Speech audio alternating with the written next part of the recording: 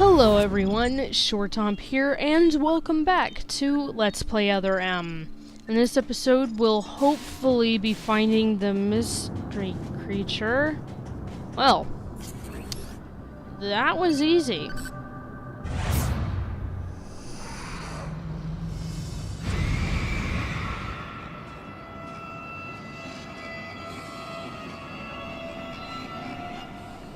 So, it molted once before, and when it did, it got bigger, got claws, and a pretty nasty tail. So, seeing it molt again kind of worries me. Anyway, right up here, there is an energy tank, and over here, there is an Excel charge. You want to be sure to get both items, because if you don't, you're going to have issues coming up right here.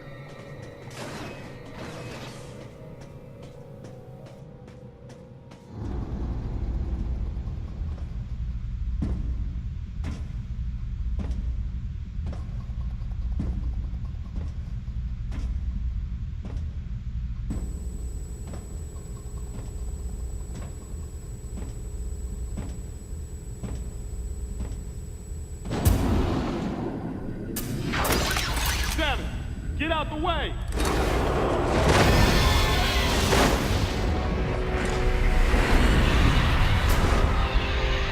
Man, can't see a thing in here. We gotta clear out. Where's the exit at?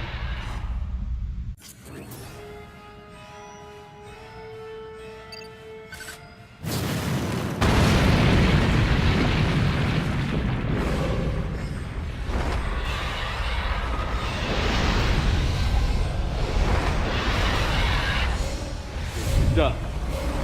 This ain't good. Well, only one thing to do, huh? Let's tear this thing up. Wait, Anthony. Leave this one to me. Don't waste your plasma. So, all you need to do here is enter first person. Samus, blast the eruption port to get the magma flowing. And lock on to that. Use your super missiles. After doing so, Adam will authorize super missiles. Thank God. And all you need to do to shoot a super missile is to press and hold A and release when fully charged.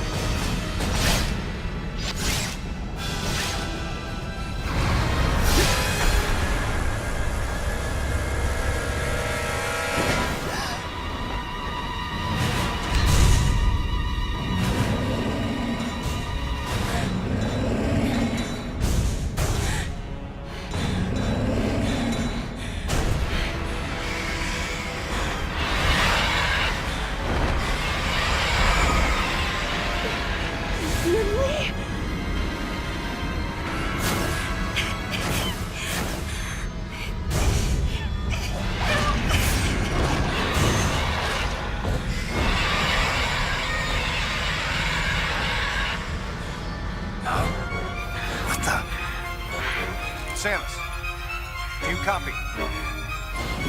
Samus! Samus, use your plasma beam! No!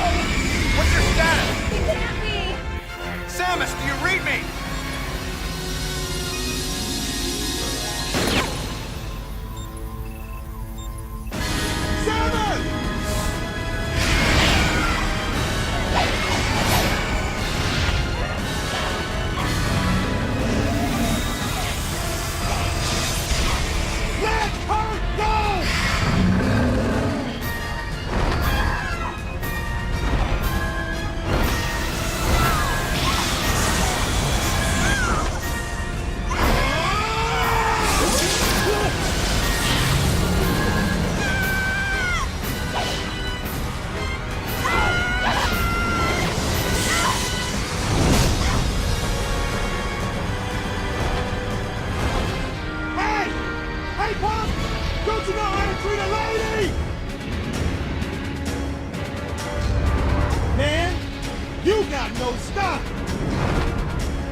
gotta teach you a lesson about silence. Come on!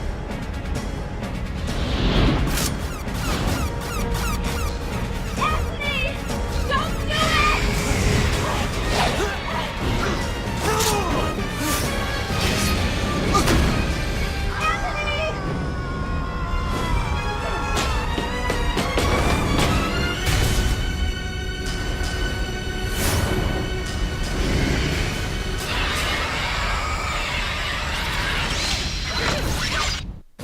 So, this is the fight you've all been waiting for with Ridley. We get the plasma beam authorized immediately, which is great.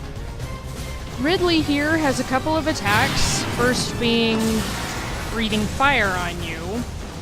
He has another attack where he will fly up above the platform that we're on and hurl a fireball down. This fireball will create a shockwave, so you do need to jump over it. I would highly recommend not sense moving through it. Ridley also has a couple of claw swiping attacks, as well as a tail swiping attack. And he has this attack where he attempts to stab you with his tail, very similar to an attack he used in Super Metroid. And lastly, he has an attack where he will swipe at you, but then he'll end up grabbing you and will fly around the room, dragging you along the wall, very similarly to how he did in Brawl. Right here, you do want to do an overblast. Will take out a good chunk of health. And with that, Ridley will turn black and will start attacking a lot more viciously. The only way to hurt him at this point is to shoot him in the face with a super missile. Anything else won't work. So, altogether, Ridley is not that difficult. He only has a couple of attacks he uses, and most of them are very easy to predict ahead of time. So, yeah, that's pretty much it. Ridley really goes down simply if you know how to sense move properly. And honestly, I don't think that this fight with Ridley ever really amazed me at all, because once I beat him, I was kind of like, well, that was it? Because when I fought him in Super Metroid, it was just so much more amazing, more epic, and honestly, Ridley doesn't get much out of that cutscene there right before the battle, because it just stunk. It was bad. So anyway, he'll go down after about one hit here, so once he lands, take him out.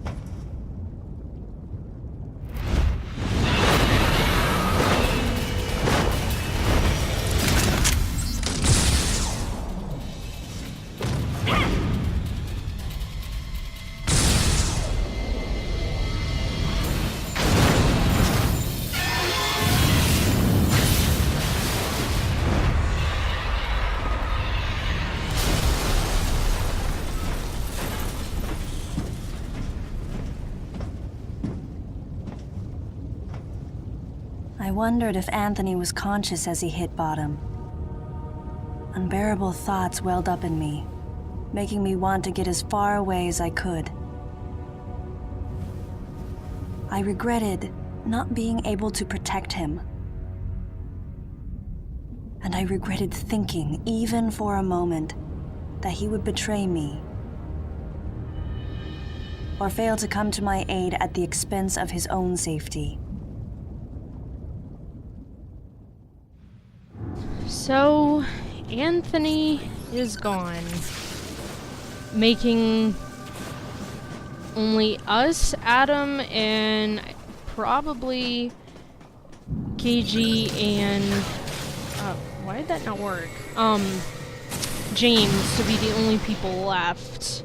Unfortunately, one person is already dead. We saw that in a cutscene where they were killed and then thrown into lava, so we won't be finding their corpse, sadly.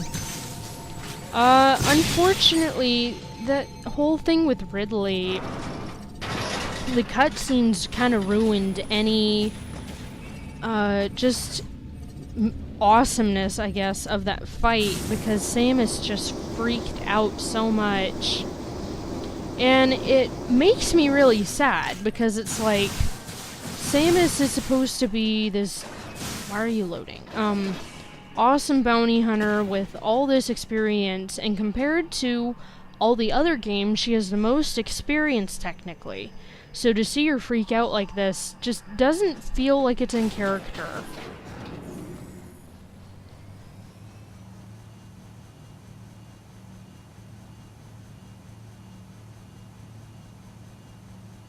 Something was gnawing at me.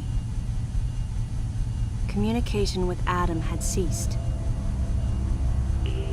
From the Deleter's point of view, Adam would represent the largest threat.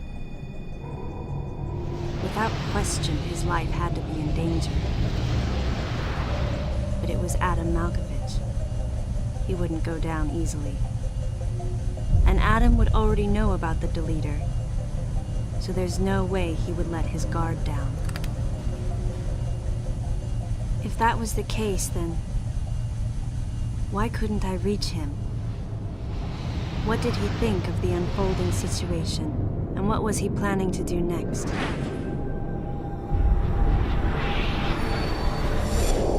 My racing thoughts started to frustrate me.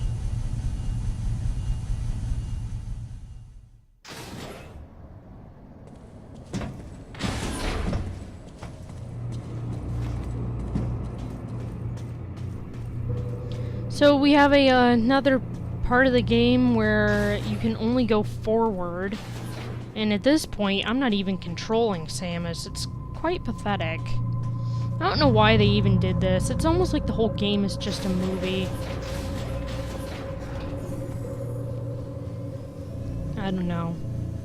This elevator is bound for Sector 1. So there is a trooper that's either KG, Adam, or James wandering around here. So let's go see what they're up to. I love using the Shine Spark. Unfortunately, this area is just, well, the whole game kind of makes it difficult to use effectively. I mean, you can't even use it the same way you did in Super Metroid, which really does make me sad. In here, though, let's see if I can do this. Darn it! I had a playthrough where I had glitched out these mighty Gryptons, where one of them I hit in the air, and I froze his feet down in the air. It was really weird. He was just hovering in the air, like, when he first entered, for like, oh geez, 3 minutes. Like, almost the entirety of this fight. It was kind of stupid.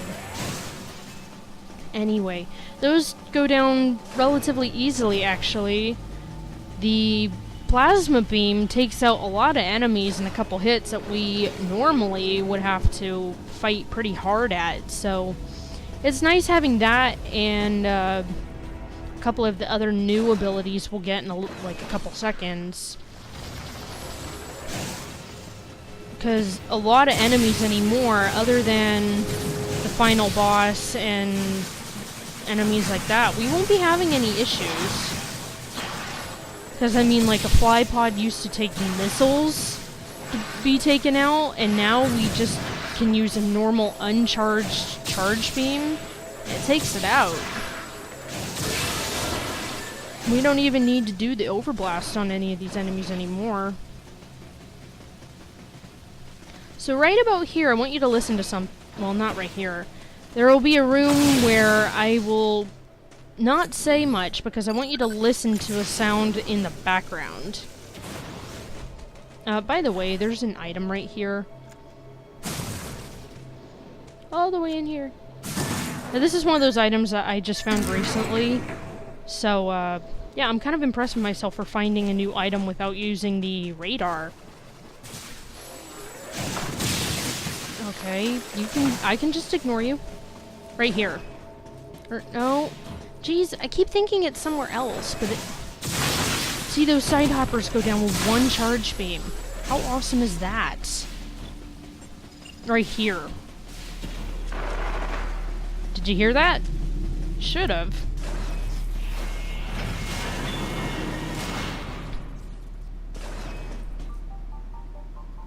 You sneaky bastard.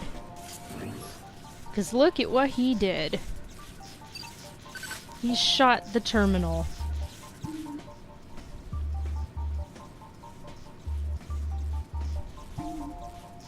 Any objections, Adam? And so that is by far my favorite part of the game, where Samus authorizes the space jump and screw attack on her own. At this point in the game, we kind of see Samus being a little bit more... Oh wait, before I do that, we see Samus being a little bit more normal, I guess, for Samus. You'll probably start noticing right about now where she does stuff like that. She still kind of isn't exactly what I had envisioned her as, but it kind of supports my theory of, it being that they didn't... Can you get up there? That, Sakamoto didn't really want Samus to come across as whiny as she did in the beginning of the game. It just probably was that he wanted to convey that she felt remorse over the baby Metroid and the like, rather than she's just a whiny little whatever. I mean, that's only speculation, of course. And honestly, I'm kind of hoping it's that, because that means that if they did another game, they wouldn't make Samus whiny. Not really sure. So anyway. Data recording and shield restoration sequence activated. This looks like a great point to cut it off. So hopefully next time we'll be finding whoever that was and seeing what else is going on here. So, as always, thank you all for watching, and I will see you next time.